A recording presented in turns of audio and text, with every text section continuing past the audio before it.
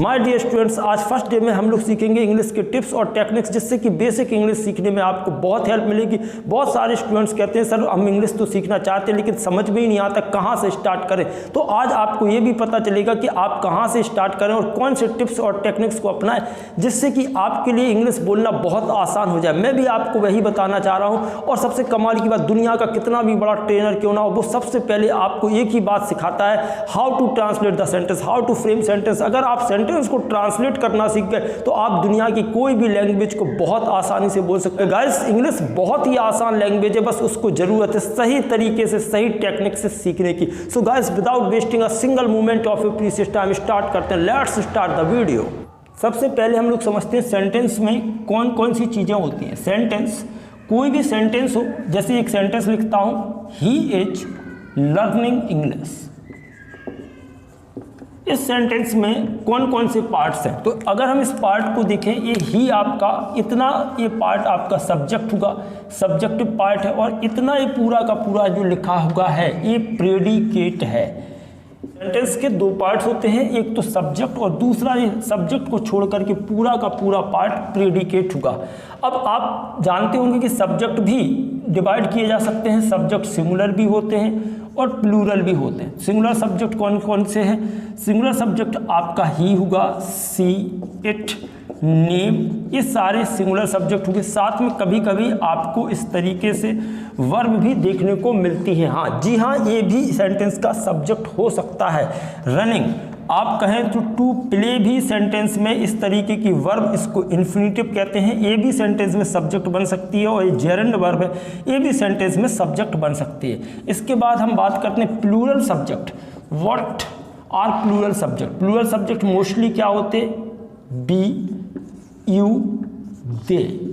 अब आपके दिमाग में आ रहा होगा कि सर आपने कहीं भी आय का जिक्र नहीं किया। तो आय एक ऐसा सब्जेक्ट है जो सिर्फ दो टेंस में ही प्लूरल यूज होता है। कौन कौन से? एक तो प्रेजेंट इंडेफिनिट के साथ में यूज होगा और दूसरा प्रेजेंट परफेक्ट टेंस के साथ में प्लूरल यूज होता है। अदरवाइज सभी जगह सिंगुलर ही यूज होता है। बी, यू, दे, ये सारे सब्जेक्ट प्लूरल हो गए। अगर इसी सेंटेंस में रनिंग को इस तरीके से लिख दिया, रनिंग एंड डांसिंग, तो ये प्लूरल हो सकता है। जैसे मैं कहूँ running and dancing are good exercises, तो ये देखो प्लूरल हो गया।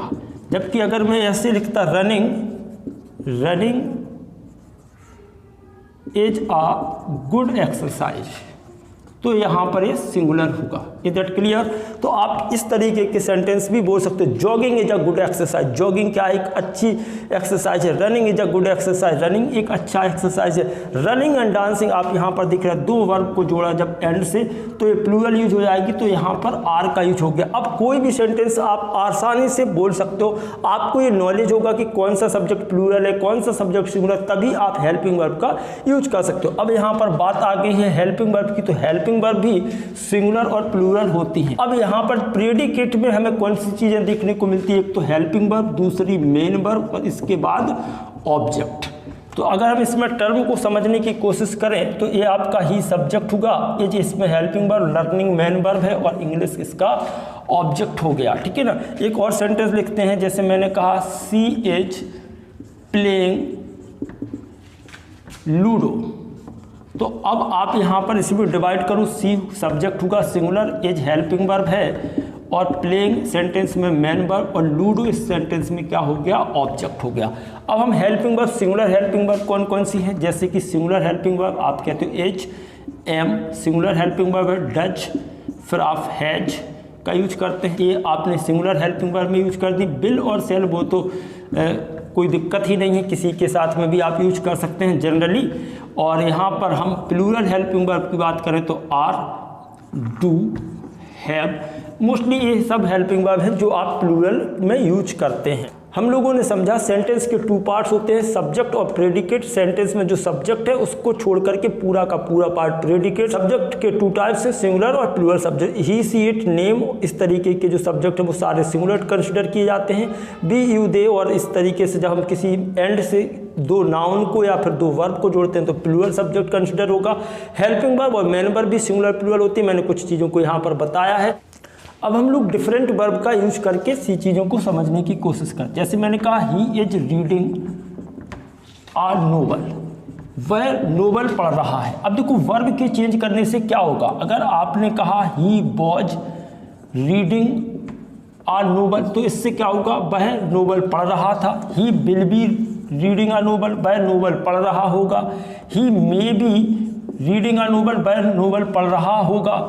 और he might be reading a novel, शायद वह नोबल पढ़ रहा होगा। इसका मतलब ये होगा once we change helping verb the meaning of the sentence also changes. It means the meaning of the sentence depend upon helping verb. That's why guys I always say you must be very careful in using helping verb. Main verb के types कितने होते हैं वो भी समझ लीजिए। किसी भी वर्ब के 5 फॉर्म ही होते हैं। अब आप कहेंगे सर 5th वाला फॉर्म कौन सा, जैसे आपने लिखा go, second form went, gone. 4th form कुछ नहीं, आईएनजी फॉर्म है। और 5th फॉर्म जो एस या ई एस है वो होता है। जैसे आपने लिखा यहाँ पर राइट, सेकंड फॉर्म आपका रॉट, रिटन। और यहाँ पर आईएनजी फॉर्म को ही हम 4th फॉर्म कहते हैं। और 5th फॉर्म अलग कुछ नहीं होता, जो आप प्रेजेंट इंडेफिनिट टेंस में यूज करते हैं सिंगुलर सब्जेक्ट के साथ, एस या ई एस। गाइस अब हम लोग सीखते हैं वर्ब ऑफ टू बी और वर्ब ऑफ टू हैव के यूसेज को, कैसे इनका यूज हम लोग करते हैं। जैसे यहाँ लिखा present subject is am are plus object, ये रियल में ऑब्जेक्ट नहीं कॉम्प्लीमेंट होता है, लेकिन अभी हम लोग इसको ऐसे ही बोल लेते हैं। इसके बाद कोई भी नाउन, जैसे आपने कहा वह मेरा मित्र है, he is my friend. He is my friend आपने लिखा, यह मेरे पिता है। ही इज माई फादर, यह मेरा पेन है। दिस इज माई पेन, यह मेरी कार है। This is my car. आप भी इन सेंटेंसेस को बोल सकते हैं, यह मेरी नोटबुक है। This is my notebook. वह मेरा भाई है। ही इज माई ब्रदर, वह मेरी कार है, तो आप बोल सकते हो दैट इज माई कार, यह मेरी कार है। This is my car. She is my sister, she is my sister. आप ऐसे बहुत सारे सेंटेंसेस को फ्रेम कीजिए और बोलने में, प्रैक्टिस में इनको लाइए। वह मेरा अच्छा मित्र है। He is my best friend. अब इसी चीज को आप पास्ट में अप्लाई कर दीजिए। वह मेरा मित्र था, तो आपने कहा ही वॉज माई फ्रेंड, वह मेरा मित्र था। He was my friend. वह मेरी कार थी, दैट वॉज माई कार। वह मेरा पेन था, दैट वॉज माई पेन। यह मेरी शर्ट थी, दिस वॉज माई शर्ट। बहन थी, सी वॉज माई सिस्टर। वह मेरा अच्छा मित्र था, he was my good friend.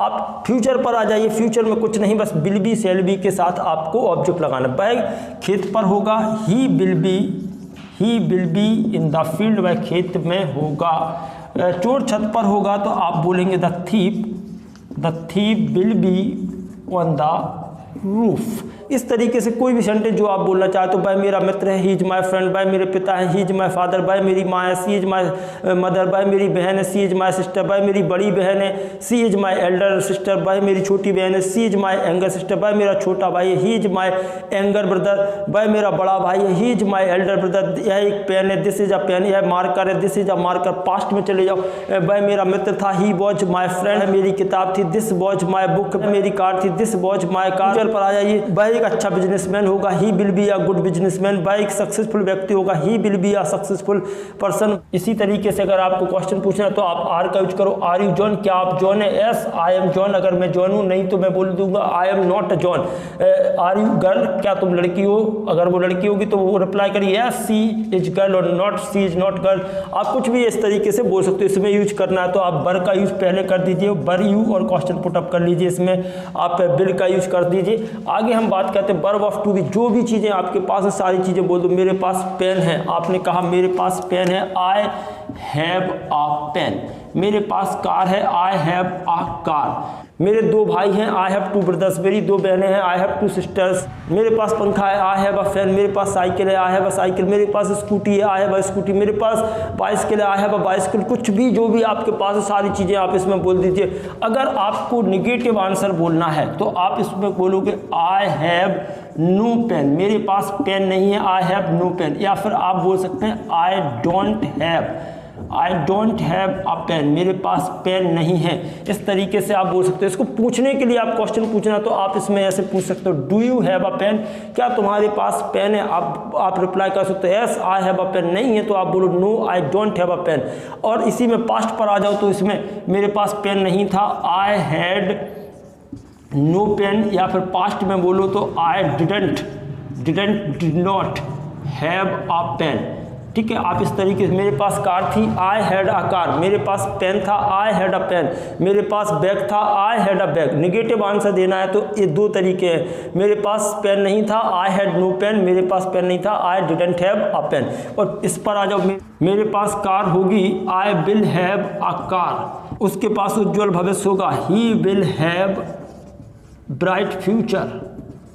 Negative answer आप बहुत आसान है, he will not have bright future, उसके पास कार नहीं होगी, he will not have a car. इस तरीके से आपके पास जो भी चीज़ें हैं तो आप आना चाहते हैं तो आप वर्ब ऑफ टू हैव का यूज कीजिए, और जो चीज़ आप हैं उसको बताना है या पास्ट में बात करनी है तो आप सब्जेक्ट प्लस वॉज वर्ब का यूज कीजिए, फ्यूचर में subject will be shall be और प्रेजेंट में इज एम आर। तो आप इन सेंटेंसेस को बहुत अच्छे से प्रैक्टिस कर सकते हैं गाइस, एवरीथिंग पॉसिबल। इस तरीके से आप वर्ब ऑफ टू बी और वर्ब ऑफ टू हैव के सेंटेंसेस की दमदार प्रैक्टिस कर सकते हैं। ये फर्स्ट वीडियो लेक्चर है, इसके बाद आप सारी चीज़ों को स्टेप बाय स्टेप देखिए जिससे कि आपका कोई भी वीडियो लेसन मिस ना हो और आपकी तैयारी आराम से की जा सके। Thank you.